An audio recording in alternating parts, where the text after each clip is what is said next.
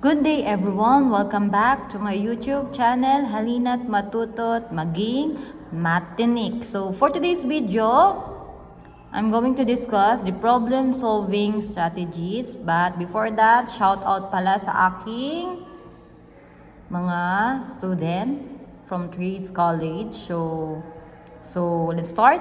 So last week, na-discuss ko na po yung logic puzzle. Yung logic puzzle, isa siya sa problem solving strategy para ma-identify natin kung ano yung pinapahanap, yung logic puzzle. So for today, magdi-discuss ulit tayo ng another problem solving strategies. Kasi maraming strategies. Parang sa katulad sa pagtuturo, hindi lang isa yung strategy. Pwede ka pang gumamit ng ibang strategy para mas maintindihan ng mga estudyante.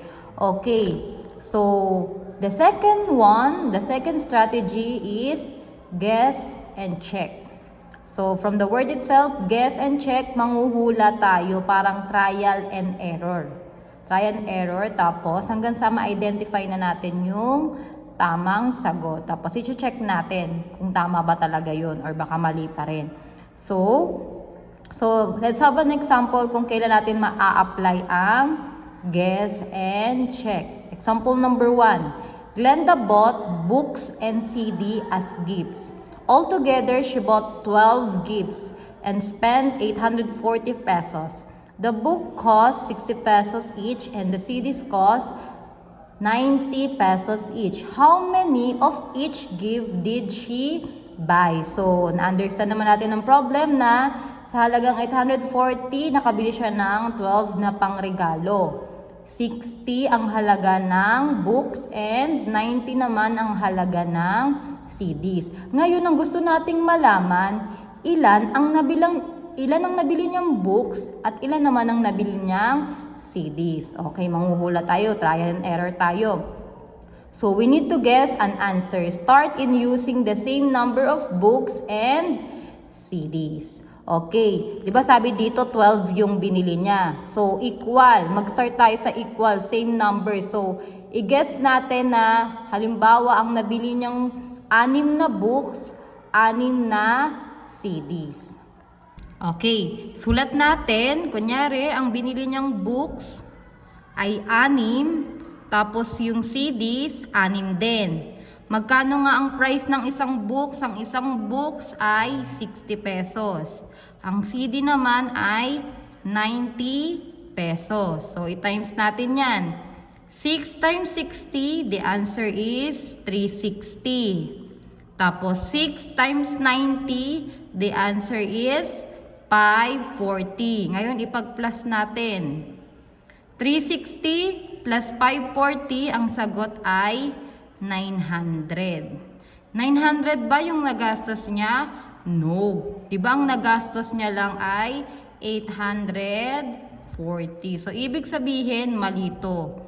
Hindi 6 na books, hindi din 6 na CD. Ayun yung unang guess natin. Ngayon, guess number 2 tayo. Kung hindi 6, ilan kaya? O, mag-try tayo. Books, CDs. Try natin, hulaan lang natin. What if 7? 7 yung nabili niyang books. Tapos yung CD ay 5. So, magkano nga ang books? Ang books ay 60. Ang CD naman ay 90. 7 times 60, the answer is 420. Tama? 5 times 90, the answer is 450. Ipag-add natin. Ang sagot ay 870 pesos. Ito na ba yon?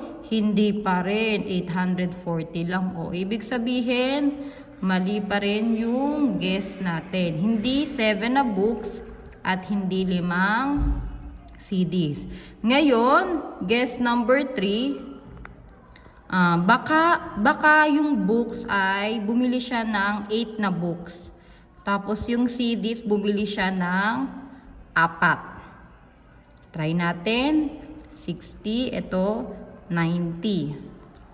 8 times 60, the answer is 4 80.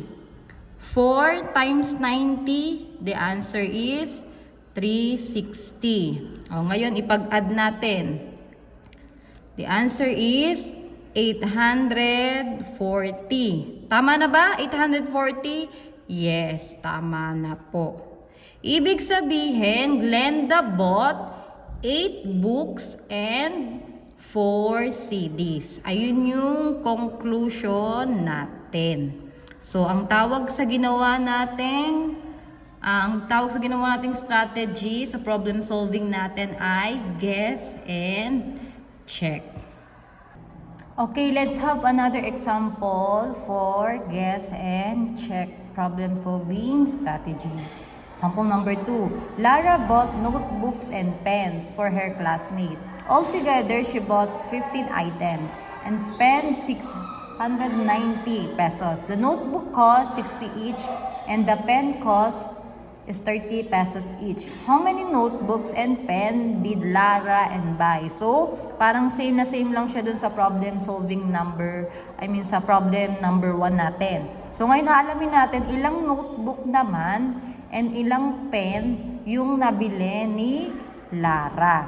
Pero sa lahat-lahat daw, nakabili siya ng 15 items. Kailangan lang natin ma-determine kung ilan dun yung notebook, ilan dun yung pen. So, let's start. Mag-guess na tayo. Okay, sa guess number 1 natin, dito kagandahan class, pag mabilis mo siyang naano mo agad, magaling ka talagang manghula.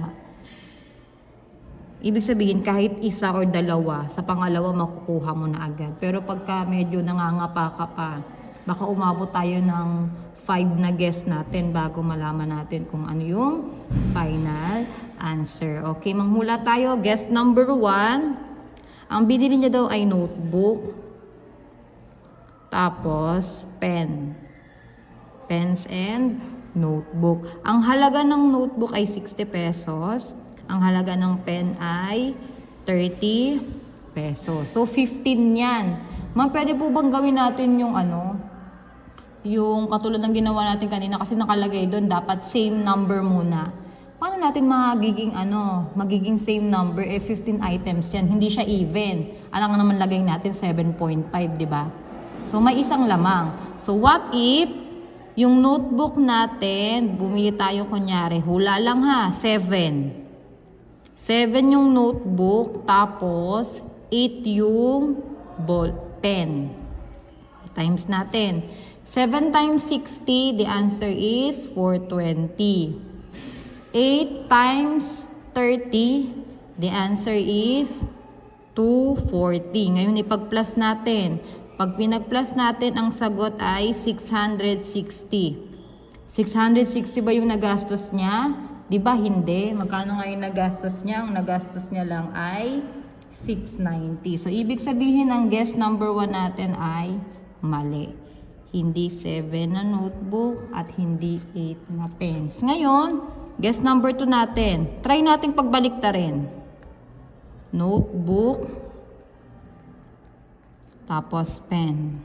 Tapos 60 to, ito ay 30. Ngayon, ito naman yung gawin nating 8. Ito naman ang 7. Pag times natin. 8 times 60, the answer is 480. 7 times 30, the answer is 210. Ngayon, ipag-plus natin.